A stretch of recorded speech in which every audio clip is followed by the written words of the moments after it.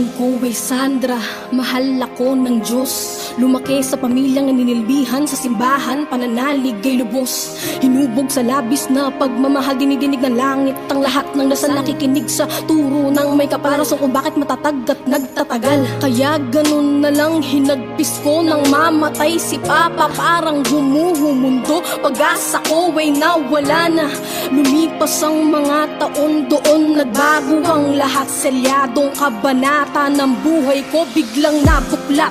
Bata pa ako noon sa edad na 10 taong gulang, nagawa niya yun. Bakit di mo nilathala? Di ka nagsumbong sa kamay ng amain, sumisigaw ng pagulong. Pasimple pumasok ng kwarto si tatay, dinidikit ang kanyang katawan. Hawak ang bibig ko habang nakapatong, biglas ng braso ko'y di pinakawalan.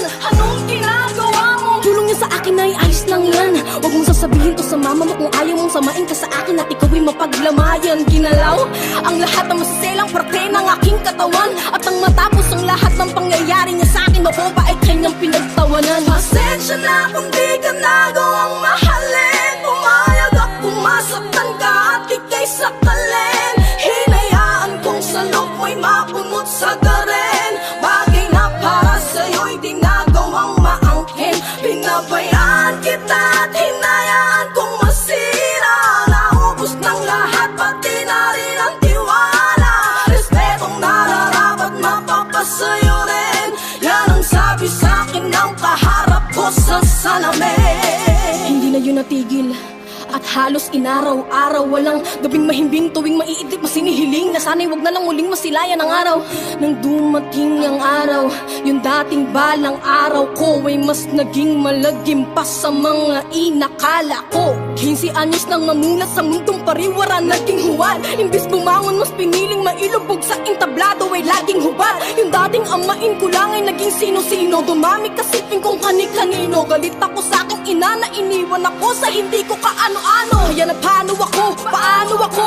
Kilala mo ba kung sino ako? Lagi namang kitang nakikita, pero bakit parang hindi yan ako? Tinanggap na lang na wala na tong kwenta. Gusto nilang bilhin kaya sige yakin binenta. Hindi lahat ng kumakapit sa patalimang dahilan ay pera.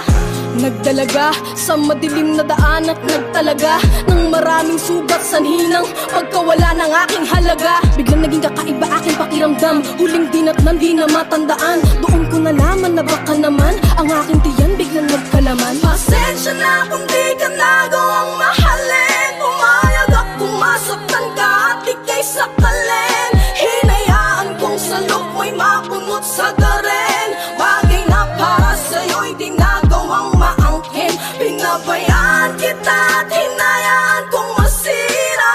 Naubos ng lahat, pati na rin ang tiwala. Respetong nararapat mapapasayo rin.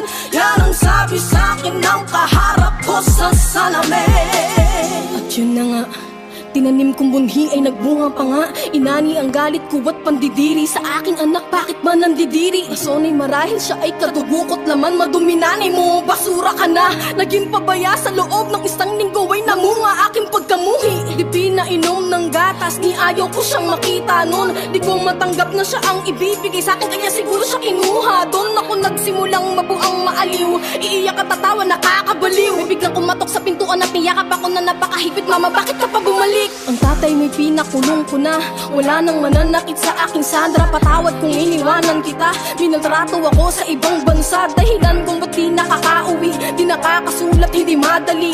Kagaya mo minolesya ako ng aking amo, pero ako'y bumangon muli. Kasi nandyan ka, hinihintay ako, hindi mapupundi ang ilaw na ito. Gawin mo kung padan ngayon, sandalan mo ako, hindi magiging bato para sa iyo. Galit ay napalitan ng pagsisisi, nakita sarili kong umiiyak. Kasama si mama ako'y bumalik sa lugar kung saan una akong umiyak. Pasensya na kung di ka nagawang mahalin. Pumayag akong masaktan ka at ika'y sakalin. Hinayaan kong sa loob mo'y mapunot sa garen. Bagay na para sa'yo'y di nagawang maangkin. Pinabayaan kita at hinayaan kong masira. Naubos ng lahat, pati na rin ang tiwala. Respetong nararapat mapapasayo rin. Yan ang sabi sa'kin ng kaharap ko sa salamin. Nagkumpisal at nagdasal, hindi na nagawang manisi sa may kapal. Kailangan ko lang palang lumingon pabalik sa unang minahal. 10 taon ako nung nakulong sa impyerno at inakala kong hindi na ako makakawala. Di ko lang pala nakita't napansin ng kamay mong pilit akong inaabot para makalaya. At sa muling pagharap ko sa salamin, sa sarili ay hindi na ako nakikipagtuos. Ako na ngayon si Sister Sandra, at alam mo bang mahal ako ng Diyos?